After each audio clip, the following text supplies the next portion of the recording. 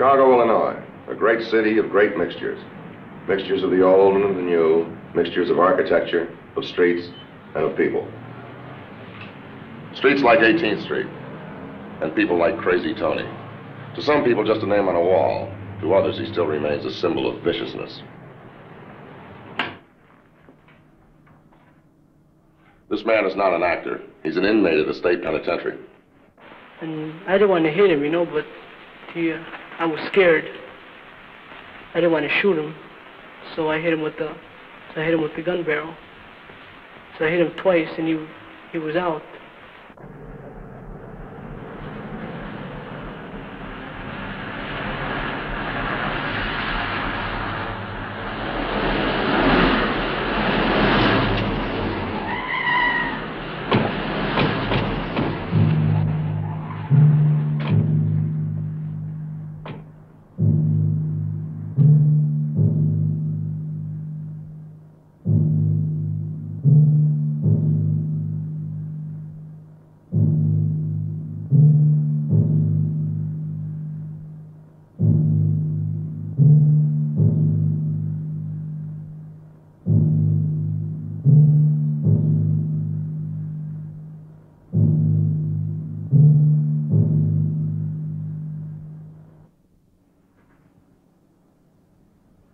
This man is not an actor either. He's a police officer. We had a word where they were living. 3 squads went over, hit the flat, and we took the arsenal off of them. This was the beginning of the end for Tony and the whole group.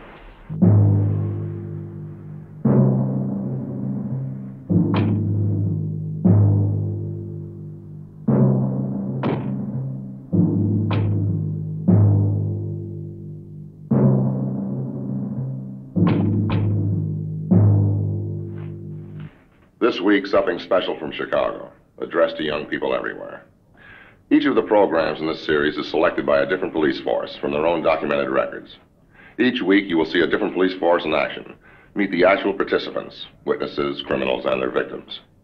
In a moment, you'll meet Job David Gonzalez, witness his crimes, and wonder why they happened, and hope with us that this program may help to keep them from happening again. This is not a movie set. It's the state penitentiary at Pontiac, Illinois. And this is the man who was called Crazy Tony. He's 20 years old. His words are his own. This interview unrehearsed. This file is filled with the activities of Tony Gonzalez. Activities that inevitably led to violence. Do you have an explanation of your own for what actually happened? I got out of work once. I was working in a storm door and storm window company. And I was coming home, and my little brother was crying, and I asked him, what happened? He says, well, this guy beat me up. And I went up to the guy, and somebody went up there to call him, and he come down, and he told me, I beat him up, and what? And I had the gun. I had bought it that day. It was a .22 revolver, and I shot him. Shot him once, and I shot him again. I shot him 4 times, all told. I was going to shoot him some more, but, well, he was a friend of mine, and I couldn't shoot him anymore. The man who probably knows more than anyone else about the Tony Gonzalez case is Sergeant Jim Gorman, Chicago Police Department. Jim, is it true that some teenagers around Chicago still remember Tony? Do they remember him? Mr. Marvin, they'll never forget him. Nor will I. Tony's a bad memory. He's a bad memory for the kids to have in their mind, and was a memory we wish we could erase from the city of Chicago. Tony was like a plague that infested the west side of the city of Chicago for a period of about 19 months, during which time he was engaged in numerous criminal acts. Kids looked up to Tony. As a result of his actions, they took him to be a leader, a legend. In short, they caused us a great many headaches. Background of Tony Gonzalez. That's why we bring you this story. Tony Gonzalez, age 17. His target, a taxi cab. The driver of that cab is not an actor. His name is Roy Coombs. I didn't know about him. He looked kind of young. I didn't know whether to pick him up or not. He told me to drive, gave some vague address up an empty street, then told me to stop. This is a stick-up. Give me all your money. All I have is $11. You want it?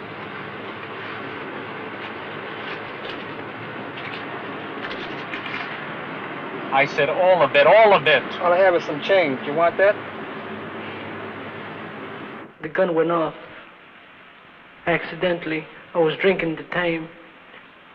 And I told him to stop at a certain place.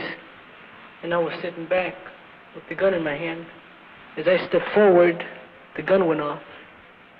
And I shot the man. Do you ever think of Roy Combs? Could you stop the camera for a while? Do you ever think of Roy Combs? It was wrong, but I didn't look at it that way. By all odds, the man that Tony shot should have died. He didn't. We found that man. Roy, where did the bullet strike you? Just above the right temple. Did you have any idea that Tony was going to shoot? Well, I didn't know whether I was shot or whether I was hit with the gun or what. Do you have any after effects? Well, yes, it also left a bullet in my head. You mean it was too dangerous to remove? So I have to say that? Yes, for the rest of my life.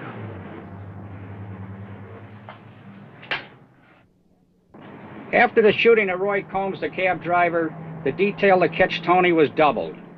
Every available man on the department was sent into the area. Fellas were working against odds, though, because we had no pictures or no fingerprints of Tony. And almost overnight, dozens of Tonys began to spring up all over the neighborhood.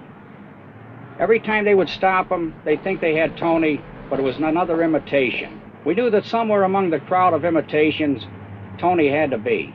The object was to find out which was the real Tony. There was an argument at the dance. I was with a girl.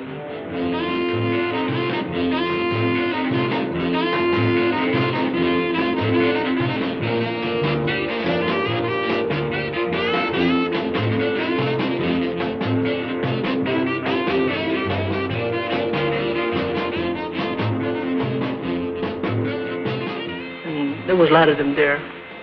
There was only a few of my friends there. And I told her not to talk with them because I didn't like them. I was drinking that day. This guy, he told me, Tony, I heard you were looking for me. And I says, I'm not looking for you. I says, I'm not looking for no trouble. He says, well, that's what I heard. And then I got mad. I said, so you want to fight, huh? And I went for the gun. And the guy says, no, I don't want no trouble. So he walked away.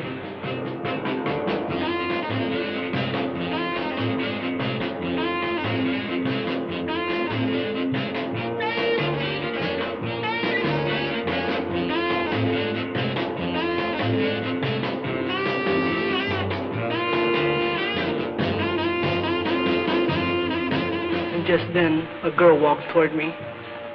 One of the girls I knew. She was much older than I was. And she opened her purse, and there was a big pistol in there, 38. She says, here, take it. There's a lot of them. So I took the gun.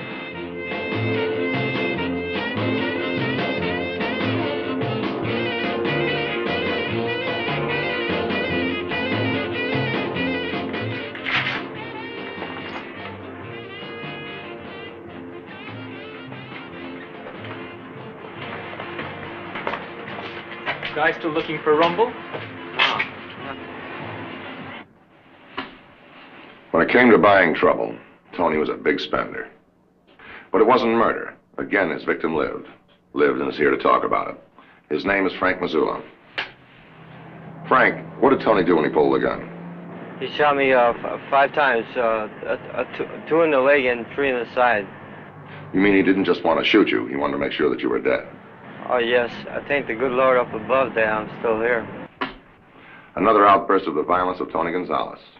More than most people see in a lifetime. Tony was only 17, and it didn't stop.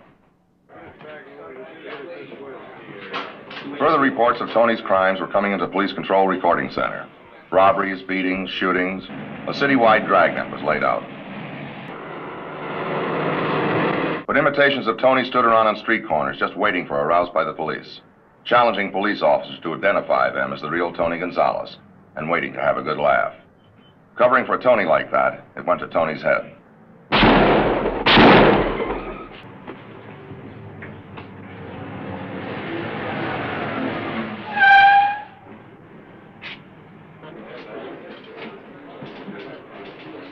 Yeah, that's right.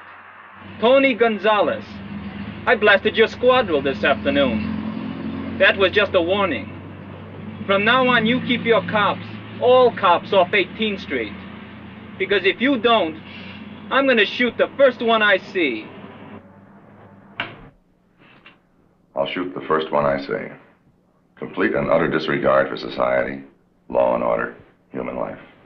And this was the idol aped by other Chicago youngsters. But at this moment, Tony was a long way from finished. Heroes come in all shapes and sizes. To some youngsters in Chicago, Tony was a hero. Why? Well, perhaps they didn't really know very much about Tony. We said earlier, something for young people everywhere. Now, I want you to take a look at Tony and tell me if this is your idea of a hero. Tony, you told the police to keep off your street, huh? No, sir. Oh, you didn't shoot at that police car?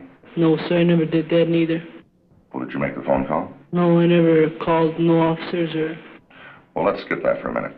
Now, what about these other reports? Robberies, beatings, shootings of elderly men? I didn't want to shoot them, or... All I wanted was their money, and... I didn't want to hurt them or anything, but sometimes I didn't have no choice. No choice?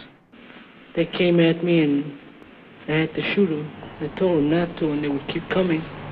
The gun went off. Accidentally, I was drinking at the time. Well, lots of times I ran away from them because the gun wasn't strong enough.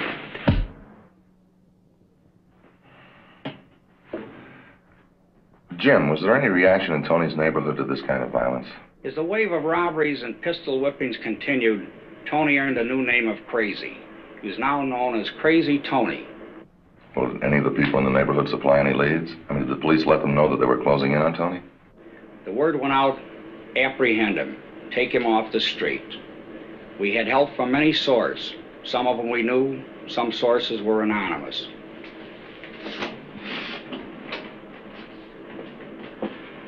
I'd like to read a report to you, Mr. Marvin, from one of those anonymous sources.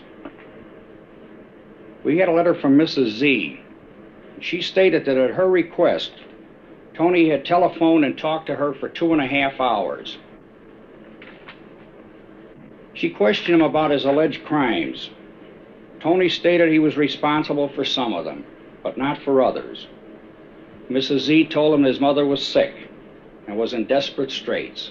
She told us Tony broke down and cried. She questioned him further. Tony told her that all he wanted to do was to go to school and become a good cook. He said he had to quit because his father didn't want him doing the work that was normally done by a woman. There's a great distance between not doing woman's work and robbing of elderly men. But Tony Gonzalez was no judge of that kind of distance.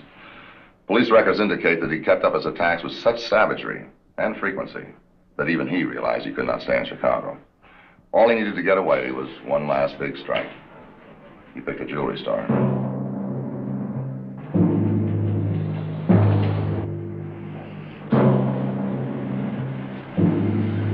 This is a stick-up. Give me everything you got.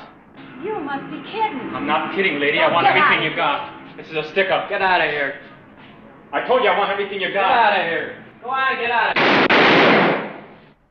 Ironically, the one man that did come at Tony lived to talk about it. His name is Bill Wilms. He and his mother today still operate that same jewelry store. Bill, I know the shooting took place a number of months ago, but I rather doubt that you've forgotten any of the details. Were you hit by either one of those shots? Yes, he did. He hit me in the left forearm and the left side. And the bullet went right through that steel cabinet in the back there. But neither you nor your mother showed any fear of this man? To me, he looked like a coward. Now, I was mad at him, but to me, he looked trigger happy. Tony came to your store to get the big money that he needed to make a getaway. How much did he take from you? Nothing. He just shot me and ran out the door. He shot and he ran. Someone to be looked up to as a hero, to be idolized, to be envied. The jewelry store threw Tony for only a short loss. He bounced right back to his old reliable sources. He had to get enough money to get away. Perhaps that's why he didn't worry about how hard he struck Michael Perfecki, or how often he fired. This time it was too hard and too often. No, you will not see this crime being committed, because this time it was different. Michael Perfecki was murdered. Did you know that Michael Perfecki died shortly after that shooting? Well, the police told me about him. He told me that he recognized me, that I was the guy that shot him. And I'd never seen the man before in my life. And they took me to this neighborhood. It was 46th in Sacramento. And I went there, and they showed me, they told me, well, here's where the man was killed. I told them I'd never been here before in my life. I'm not guilty. There's another item here about beating a girl, a friend of yours. Are you also not guilty of that, or do you have a different explanation? I was drinking and listening to the radio, and we were talking. He was talking about his girl and telling me how much he liked her and all that. And I was telling him how much I liked my girl, and I was drinking. But I seen her with another guy. And he was telling me, you know, to forget about her. And I told him, it's not that easy, you know. I told him I was hurt, you know. Later on, some friends of mine came, and I started talking to them. And I told them, let's go and drive around. This is where? I told them anywhere. So we drove around, and I seen the car. And I went by the car, and I pulled the trigger of the gun, but there was no bullets in there. And I broke the window, the gun barrel of the gun. What kind of a gun was this? It was a .32 Colt revolver. A revolver? I mean, automatic. Where did you get the gun? Well, it belonged to a friend of mine. So then she came out and told me not to fight, not to look for trouble. Not over her. And I told her, you're making a fool out of me, you know. And I slapped her. And she came toward me, and I pushed her back. And just then the car left. And the girl stayed there. She didn't go with them. So she got in our car, and we started driving looking for them. I told them to drop me off at my apartment.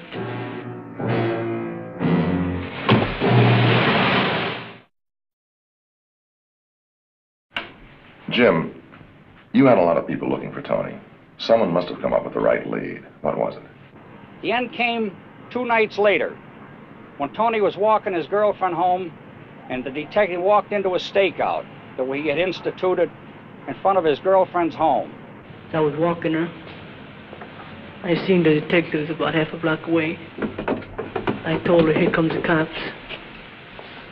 And she looked at me and she says, oh no, you know. And I says, that's all right, forget about it. I was gonna run, but I thought, you know, they might be shooting, she might get hurt.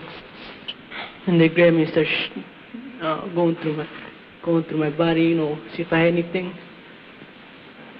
They asked me what my name was, I gave them a false name. They asked me who she was, I gave them a false name for her.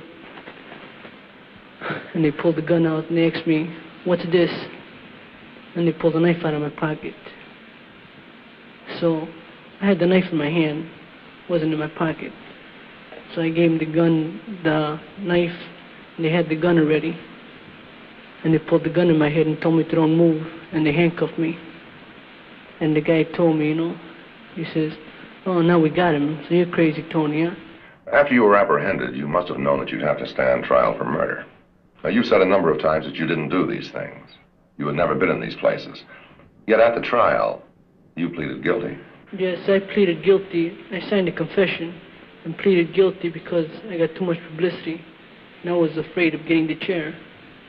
So my lawyer even told me I could get the chair because I had too much publicity. So I told him, he told me if I was you, I'd go down with some time. It's going to be heavy time. And I told him, well, if you think I should, well, I'll do what you say. And instead I told him, all right, I did it, you know, but I didn't do it. Jim, before his capture, Tony seemed quite arrogant. Was this still apparent after his capture? No, the arrogance had left Tony. After his capture, he was just a little boy again. He was a scared kid. His only request was that he not be called Crazy Tony Gonzalez, but that he be given his proper name, Job David Gonzalez. Just a little boy again. If only that could be true instead of just a figure of speech. It can't be. Not for Tony. But what about those who looked up to Tony, tried to copy him? In a moment, we'll ask Tony about them and compare what he says to the words of the Superintendent of Police, Chicago.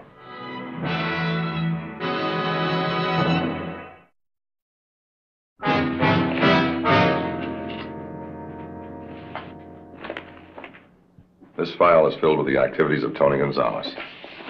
Activities that inevitably ended in violence. Is that what you would recommend to other young fellows trying to imitate you in what you were doing? Well, I think I would try to talk them out of it instead of coming to a place like this, because this is a place to rehabilitate yourself. And, well, it ain't easy, you know.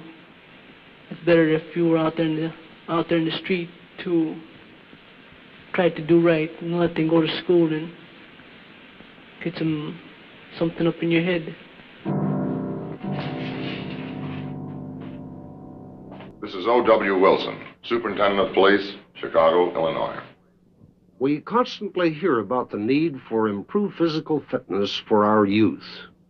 Yet little is said about an equally cogent need for improving their mental and moral strengths.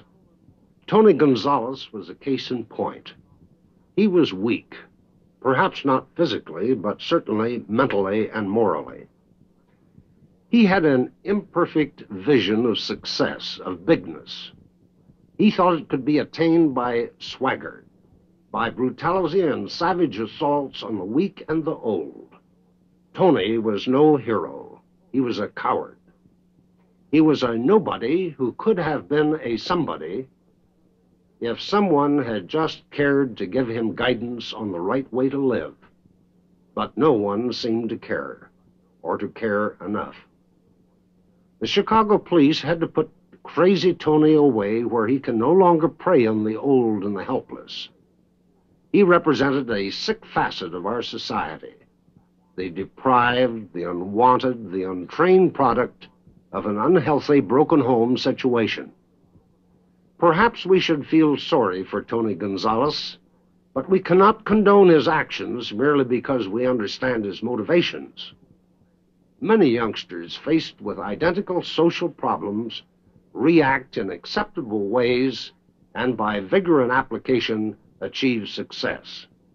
Juvenile crime is on the rise throughout the nation. We must strive together, our churches, teachers, civic organizations, and the police, to check this rise and to chart the way to morality, strength, and decency. Thank you, sir.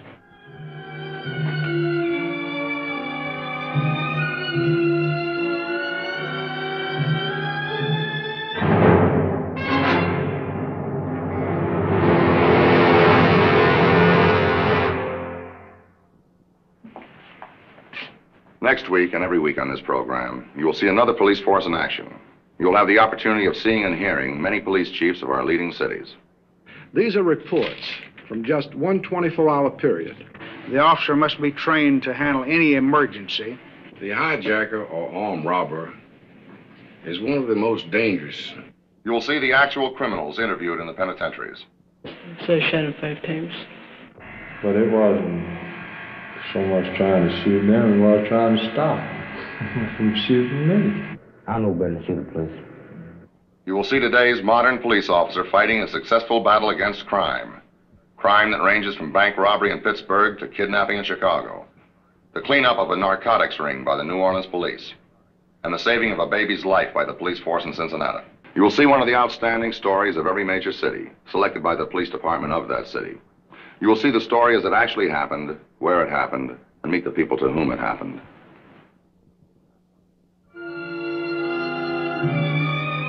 Sergeant Jim Gorman, Job David Gonzalez, Frank Mazzullo, Mrs. A.C. Wims and her son Bill, and Roy Coombs Jr. were the actual people in this case.